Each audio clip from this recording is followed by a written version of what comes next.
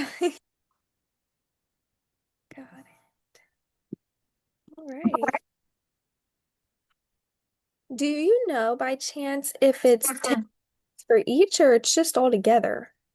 I think it's supposed to be a minimum of 10 minutes. The poster for the final is not very It's not explained. very, yeah, I couldn't figure it out. I was like, is it like, yeah, I didn't know if you're supposed to be asking me stuff for 10 minutes and I ask you stuff for 10 minutes. I assumed it was just all together though. Yeah, because that I mean that would if not it would be a 20-minute video. Yeah, that's a lot. Um, okay, so do you want to go first? Um, so you just kind of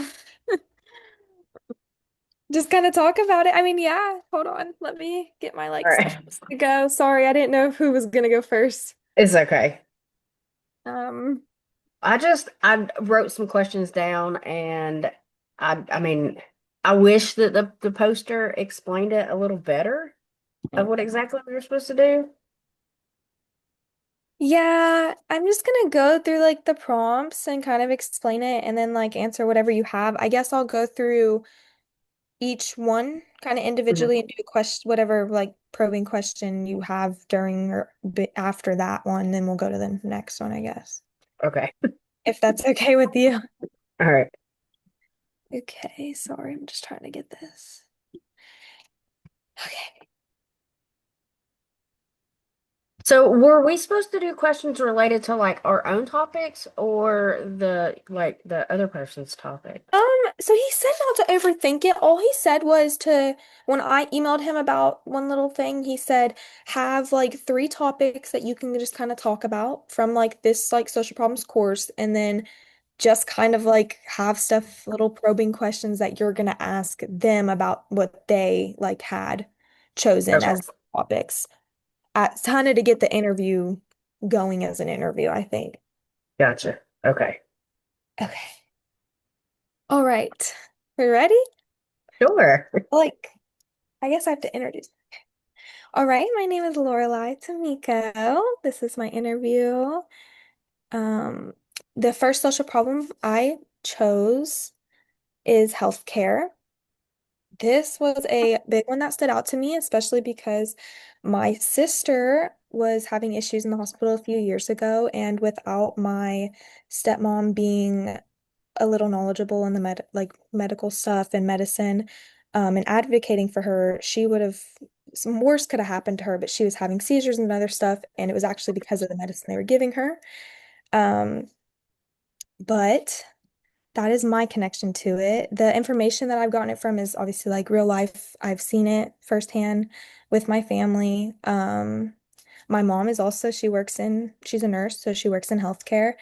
And also this class. I learned a lot about that social problem from this class and about how like a lot of people aren't treated equal in health, like when it comes to needing medical help with something, and that's not okay. Like all our lives are valued and all our lives are equal.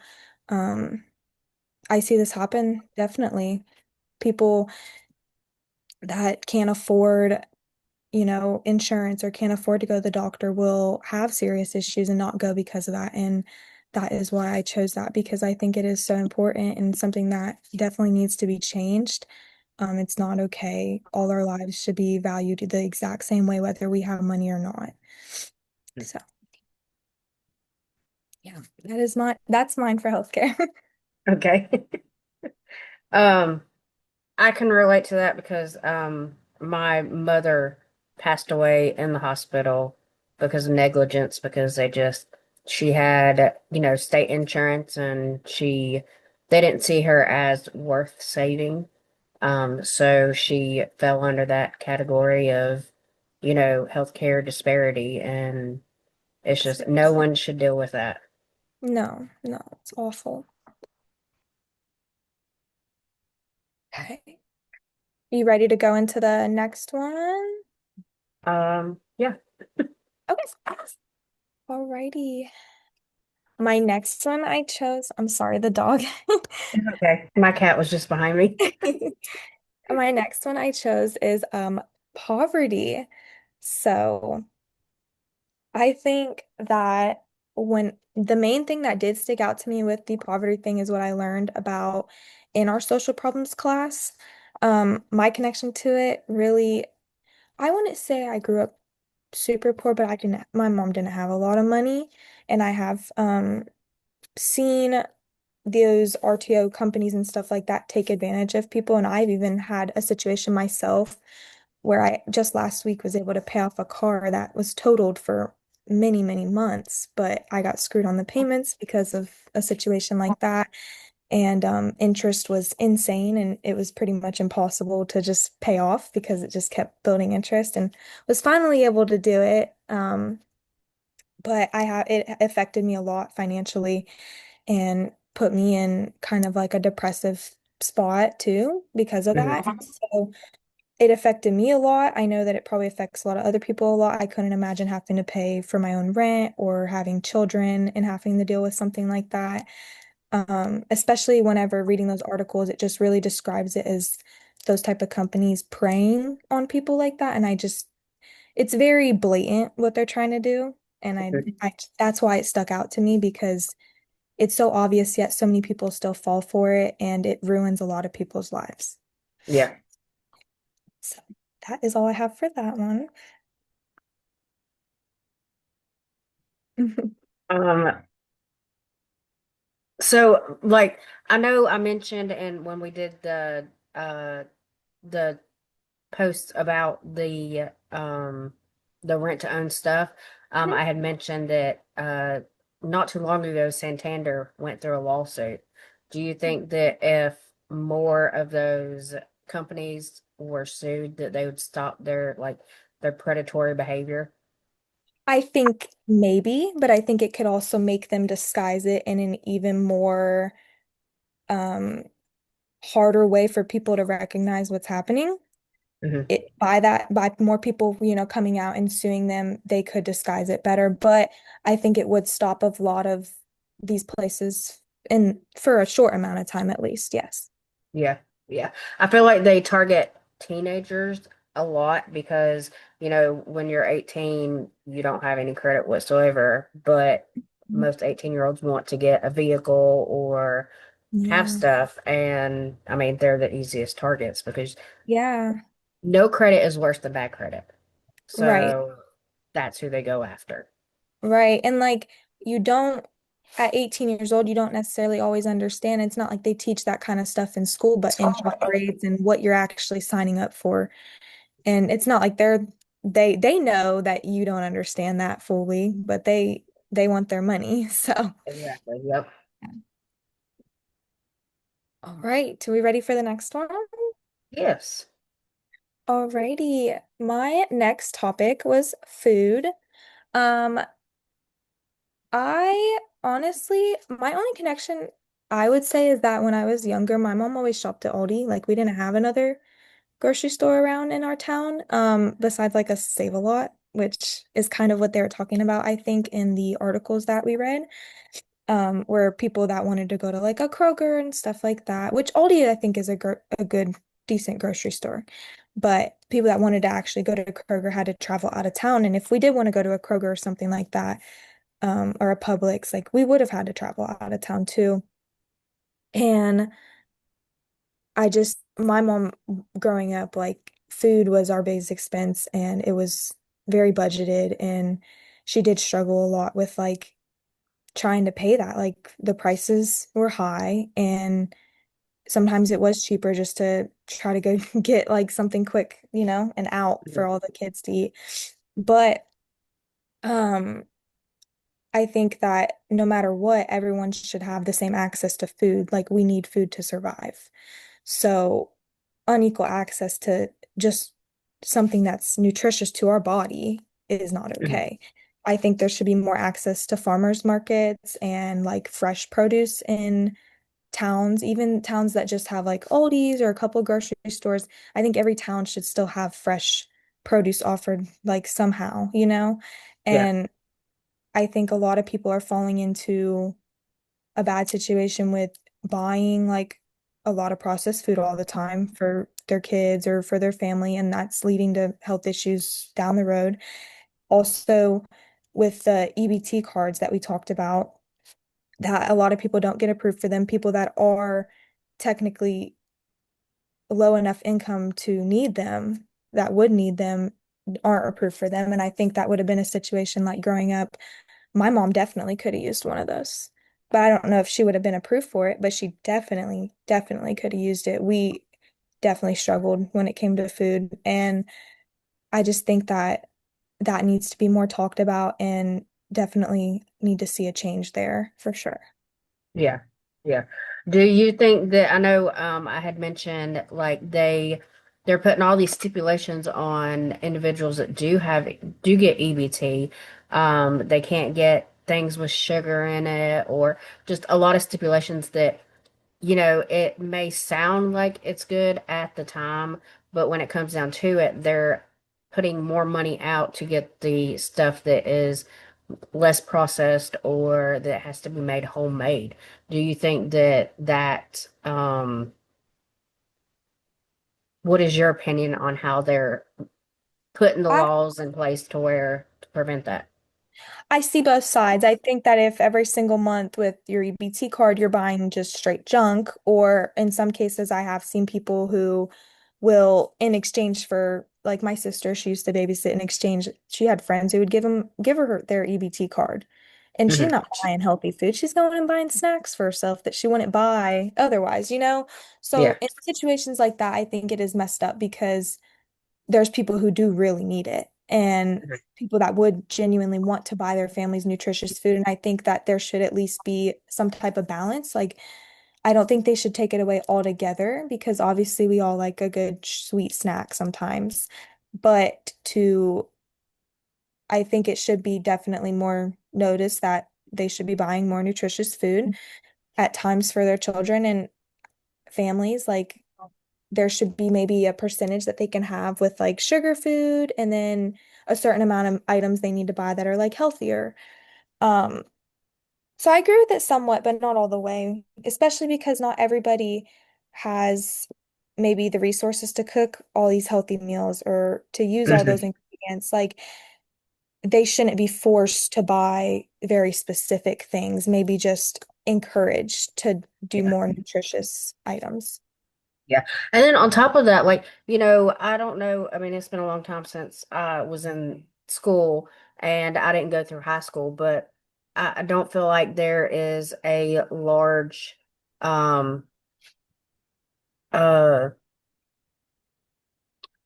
I completely forgot what word I was trying to use. I don't think they focus a large focus on like home ec and actually teaching people No. how to cook. So if, they can't go out and get some microwavable pizzas and they're expected to, get all these items and put them together to make a meal, some of them just, they don't know how to do it. Well, and it relates back to like poverty and growing up like with that. Some people weren't raised in homes that had all these things or raised around like, where their family was home or could afford to cook like that. And they're not going to know any better. And it's not like we're taught it in school. So how can you expect someone to do that, you know? Yeah. Yeah. I Righty, agree. your turn. Okay, so my topics were sexuality, gender, and healthcare. And I'm not going to separate them because to me it all goes together. Yeah, Um, Sexuality and gender go hand in hand. And then both of those affect how people receive healthcare.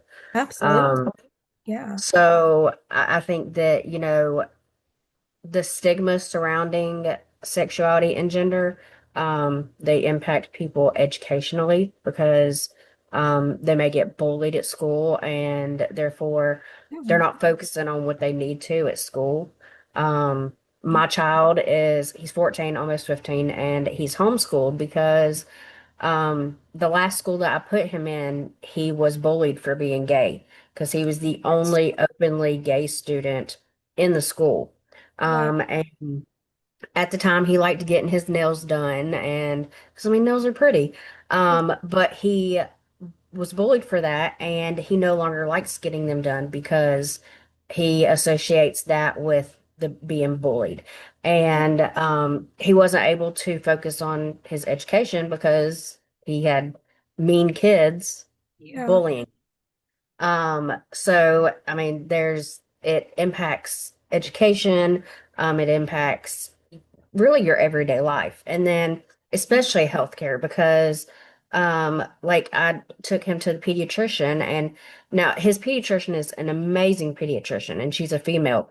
But I feel like if it was a male pediatrician, I don't think that he would have been as open with his sexuality just because of the stigma. I mean, Yeah. most males aren't comfortable being around homosexual males. So I feel like a male doctor having a homosexual patient, I feel like it Well, and wouldn't you don't be know how they're going to treat them or respond to that or what views they have that can affect that, even though it shouldn't be that way. You Mhm. never know, and you have to protect yourself. Exactly. Yeah.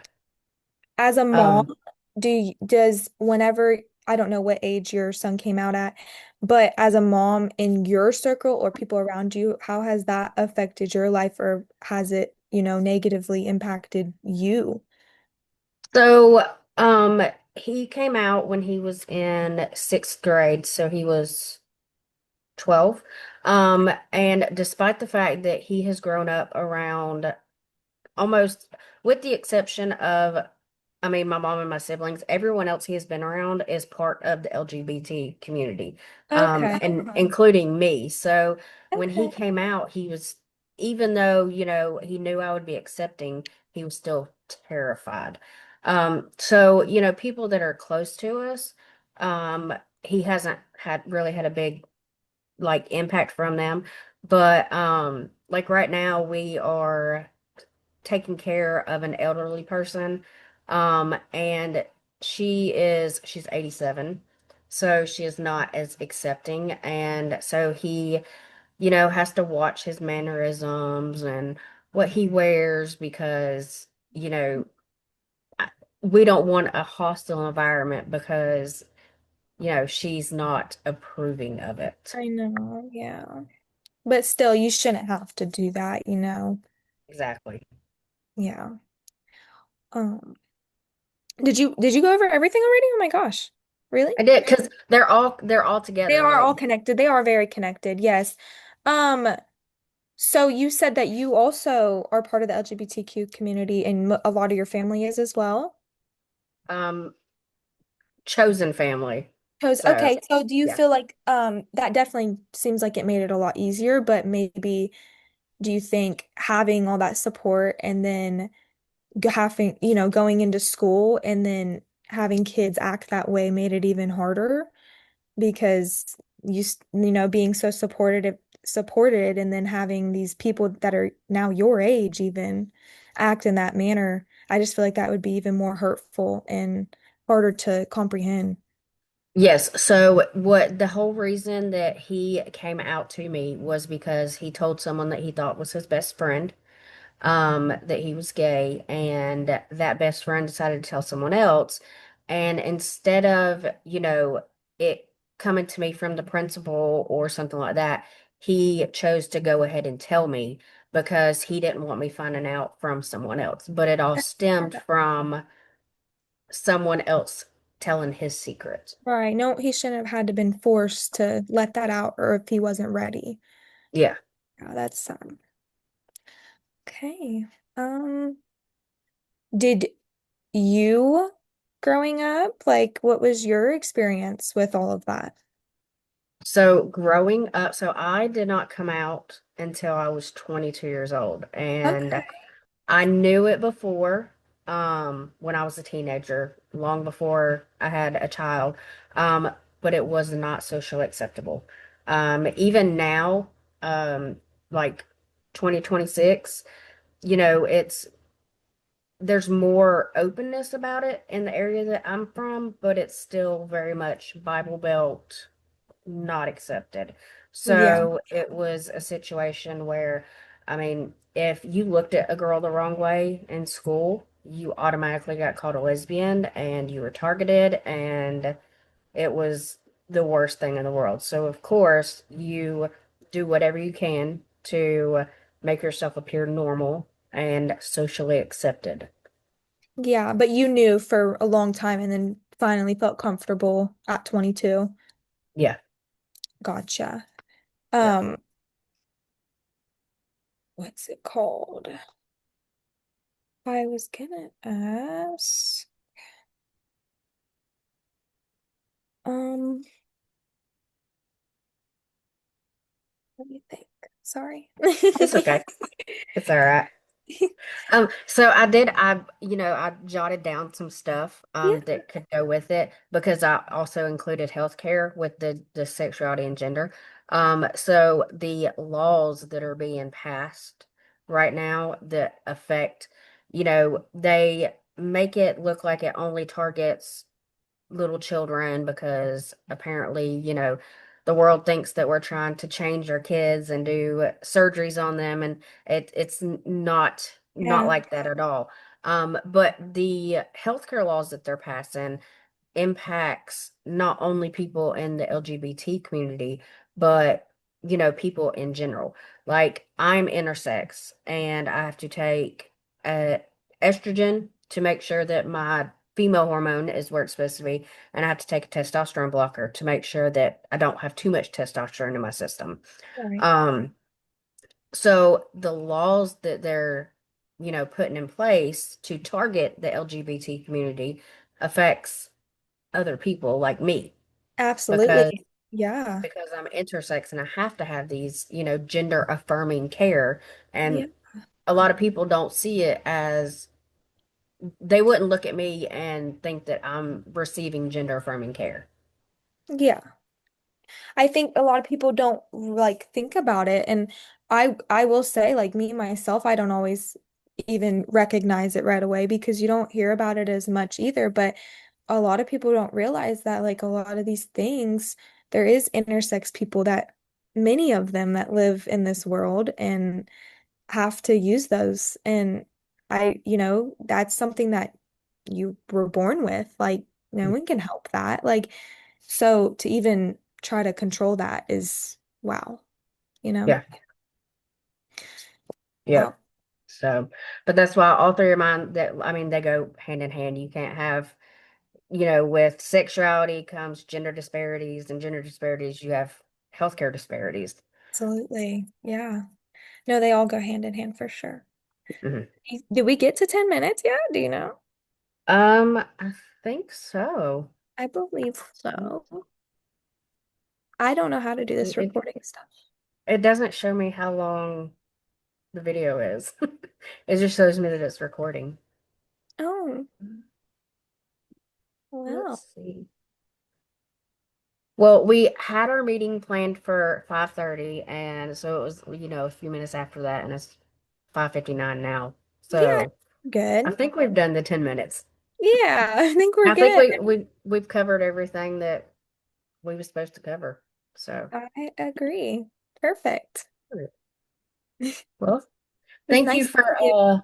for switching your schedule around. Well, I appreciate you too. I work like every day. I'm so sorry. I literally just got home from work and got right on this call. Like I work all the time, so it's hard for me. But It's thank all you. right. You're welcome. Thank you. Yeah. Have a good day. You too.